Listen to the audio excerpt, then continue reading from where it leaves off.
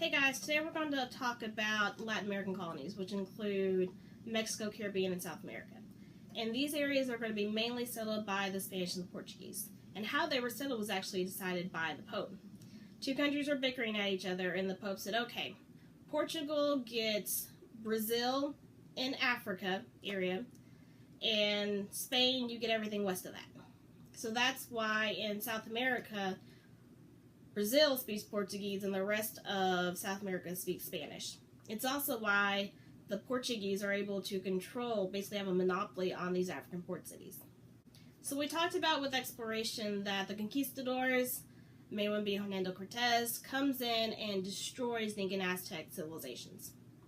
They are going to tear down their government, enslave their people, and make them work in these horrible conditions.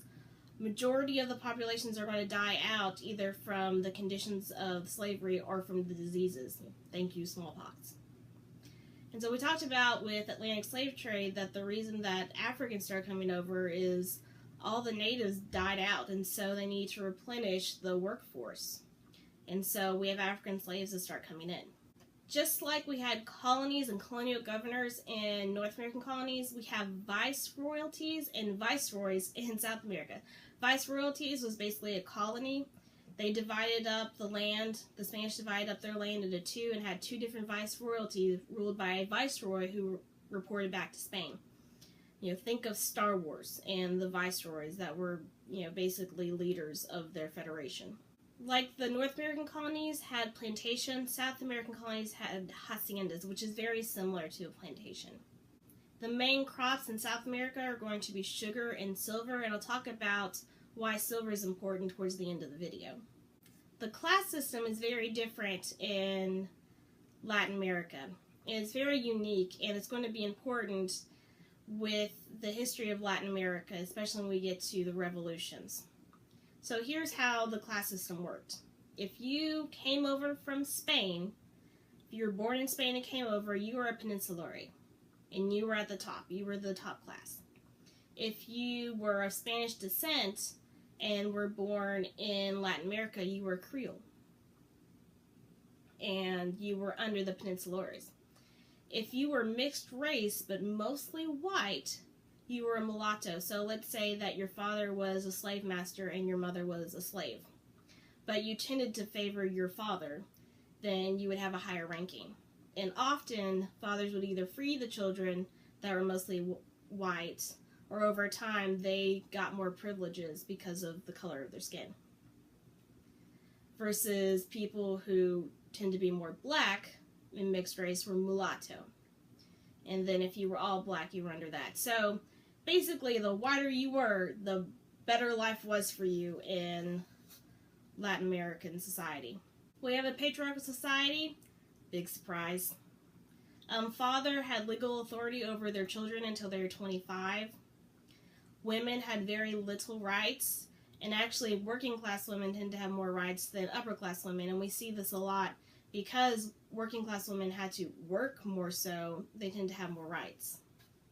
Marriages were arranged, and the bride's family had to provide a dowry. And a dowry is basically a set of goods and money that help set up the home for the new couple. Modern day, we call it a registry. So when I got married, I registered for gifts such as china and glasses and pillows, things that my husband and I needed to start up a house together. And ye olden days, I guess, because it's not just in Latin America, they did in Europe as well, and in a different form in China and India. The bride's family had to provide all of that, basically as a thank you for the groom taking on the bride. The Catholic Church is going to be very influential in Latin American society. In North American society, we don't have a single church that unites all the colonies, but in Latin America we do. And the Catholic Church not only is going to enforce the government and the slave system that's there, but it's also going to mix with the local culture.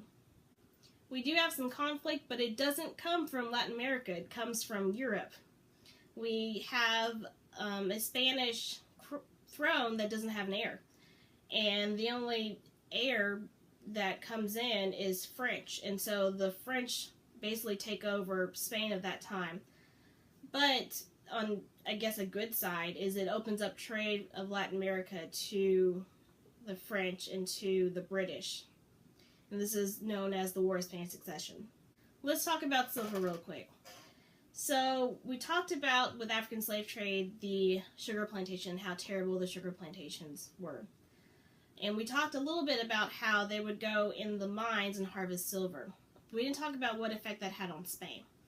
Well, it's going to make Spain very rich, and it's important for Spain and for Europe because it means they can trade with China more.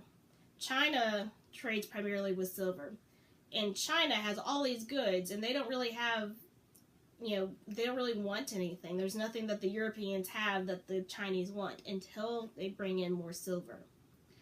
And so, because the Spanish are going to harvest so much silver so quickly, they're going to inflate the market and raise prices to hyperinflation, which is terrible.